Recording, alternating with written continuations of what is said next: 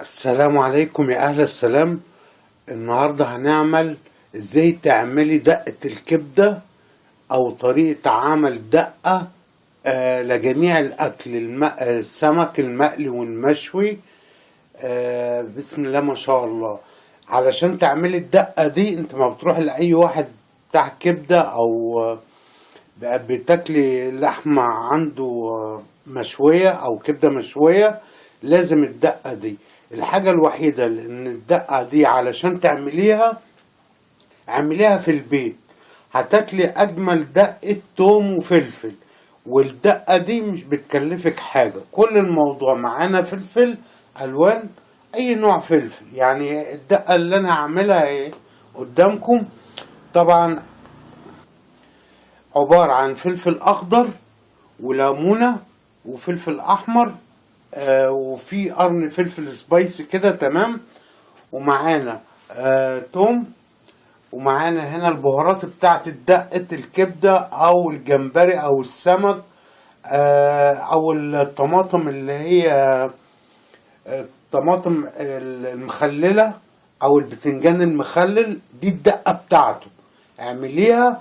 وطبعا داخل علينا شهر رمضان الكريم، كل سنة وانتم طيبين، وربنا يحفظكم وتفرحوا بولادكم يا رب، ويجعلها شهر مبارك على جميع العالم والعالم العربي والعالم الإسلامي وعلى مصر أم الدنيا.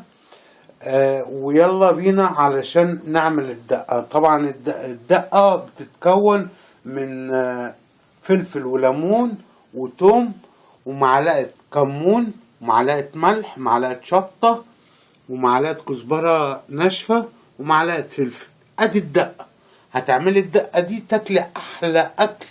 اي نوع اكل بقى حضرتك هتعملي الدقة دي بتخش في 50,000 نوع اكلة. تمام يا بنات؟ انا حبيت بس اشرح لكم الوصفة بسيطة وتقدري تعمليها في بيتك. تعملي بتنجان مخلل، تعملي طماطم مخللة، بسم الله ما شاء الله.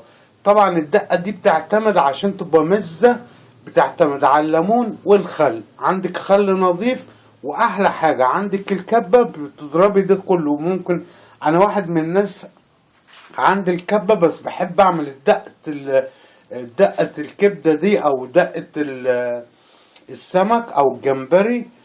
بحب ادقها هنا في الهون ده عمره 60 سنة، يعني من واحنا يعني بسم الله ما شاء الله.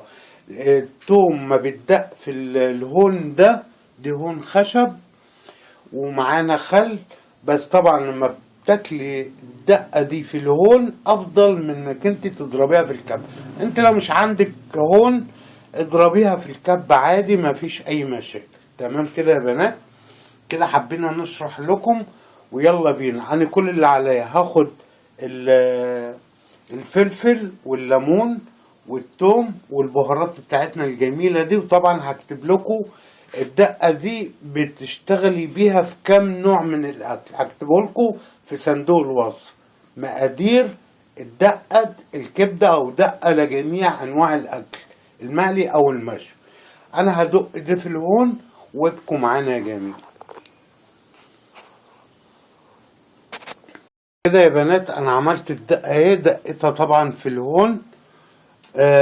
طبعا دي دقة اجمل دقة. هتعملي منها البطاطس المتحمرة، الفراخ المشوية، سندوتش السمين، سندوتش حلويات المذبح، الخيار المخلل والزيتون المخلل. بعد ما دقيت الدقة دي في الهون كل اللي عليا هعمل حاجتين عشان تبقى مززة معايا ليمونة.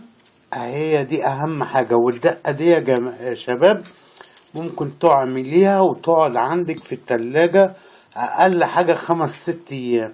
تعملي منها السمك الجمبري، تحشي بيه جميع انواع السمك والجمبري، ودي بتديكي نفس حلو. تمام كده يا قشطة؟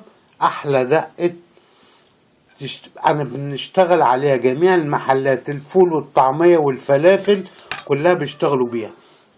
طب انا علشان اخليها مززة اكتر معايا خل نضيف، بحط لها معلقة خل كده، وكده هتاكلي اجمل دقة. يعني ممكن تغمسي بيها بسم الله ما شاء الله. بالدقة دي ممكن تغمسي بيها تغميسة، طبعا كلنا عارفين يعني ايه تغميسة. تعملي بيها الفول والطعمية، تعملي بيها البطاطس المحمرة، حمص الشام، مية السلطة بتحطي معلقة عليها. عملتي جميع انواع السلطات ممكن تحطي معلقة عليها، بتبقى مزة وجميلة. وكده يعني عملت الحلقة، ويا رب تعجبهم، وكل سنة وانتم طيبين بحلول شهر رمضان الكريم عليكم وعلى جميع المسلمين والعرب والعالم كله. وكل سنة وانتم طيبين في رعاية الله وأمن. كده عملنا جميع أنواع دقة الكبدة، تمشي مع 50 نوع أكل انت بتحبيه. تمام يا قشطة.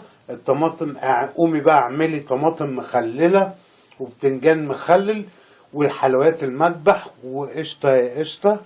وفي رعاية الله يا جميل، مع السلامة.